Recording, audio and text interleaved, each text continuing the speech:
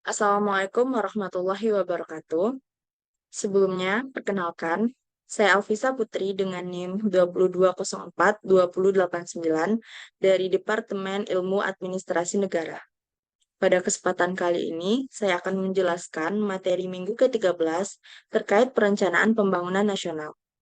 Sebelumnya, yang saya hormati, Ibu Dr. Randa Jumiati MSI dan Ibu Yulia Hanoselina SIP MPA selaku dosen pengangku pada mata kuliah Sistem Administrasi Negara. Telah diselesaikan Berdasarkan rencana Mengutip dari Jambi X, Terus lanjut. pemerataan pembangunan di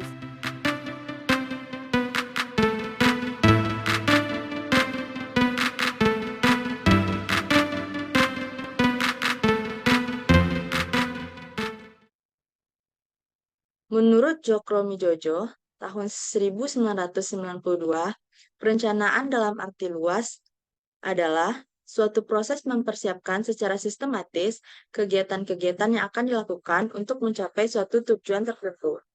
Perencanaan adalah suatu cara bagaimana mencapai tujuan sebaik-baiknya dengan sumber-sumber yang ada supaya lebih efektif dan efisien. Ciri khusus usaha pencapaian tujuan pembangunan antara lain yang pertama, perencanaan. Hal ini dilakukan agar upaya-upaya untuk mencapai perkembangan ekonomi. Yang kedua, upaya untuk meningkatkan pendapatan per kapita. Yang ketiga, tujuan meningkatkan kesempatan kerja. Yang keempat, tujuan meningkatkan kemampuan kerja. Selanjutnya, proses perencanaan menurut Undang-Undang Nomor 25 Tahun 2009 yang pertama, adanya proses politik. Pemilihan langsung presiden dan kepala daerah menghasilkan rencana pembangunan yang mana hasil tersebut akan dijabarkan sesuai dengan visi dan misi yang tercantum dalam RPJM. Yang kedua, proses teknoratik, yang mana perencanaan dilakukan oleh lembaga khusus atau unit organisasi yang secara fungsional melakukan perencanaan, khususnya dalam pemantapan peran perekonomian. Yang ketiga, adanya proses partisipatif. Perencanaan yang melibatkan masyarakat, antara lain melalui pelaksanaan musrebang. Selanjutnya ada kelembagaan. Presiden menjalankan dan bertanggung jawab atas perencanaan pembangunan nasional. Dalam penyelenggaraan perencanaan pembangunan nasional, Presiden dibantu oleh para menteri. Pemimpin kementerian atau lembaga menyelenggarakan perencanaan pembangunan sesuai dengan tugas dan kewenangannya masing-masing. Gubernur selaku wakil pemerintahan pusat mengkoordinasikan pelaksanaan perencanaan tugas-tugas dekonsentrasi dan tugas pembantuan. Menurut Sumodiningrat tahun 1996, pembangunan yang berorientasi pada masyarakat memberi kesempatan pada setiap anggota masyarakat untuk ikut serta dalam proses pembangunan dan menikmati hasil pembangunan sesuai dengan tingkat kemampuannya masing-masing.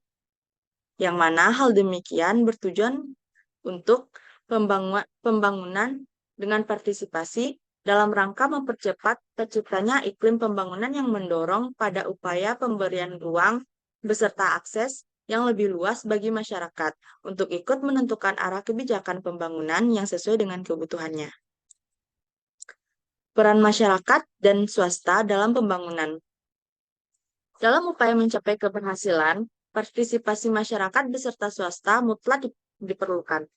Hal itu mencakup yang pertama, partisipasi dalam proses pembangunan, partisipasi dalam tanggung jawab dan hasil pembangunan, serta partisipasi dalam menerima kembali pembangunan. Selanjutnya, masuk pada mainstreaming SDNGS.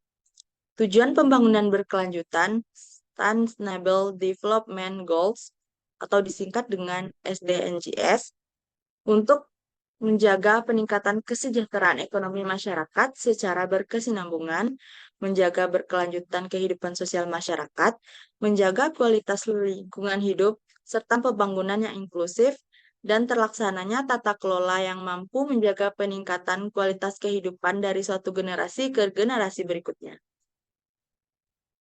Elemen inti pembangunan berkelanjutan SDNGS, yang pertama, pertumbuhan ekonomi, yang kedua, inklusi sosial, dan yang ketiga, perlindungan lingkungan hidup. Sekian penjabaran materi dari saya. Saya harapkan materi ini dapat bermanfaat bagi kita semua. Mohon maaf apabila ada kesalahan atau penyampaian materi yang belum tepat. Saya sudahi dengan wabillahi taufik wal hidayah. Wassalamualaikum warahmatullahi wabarakatuh.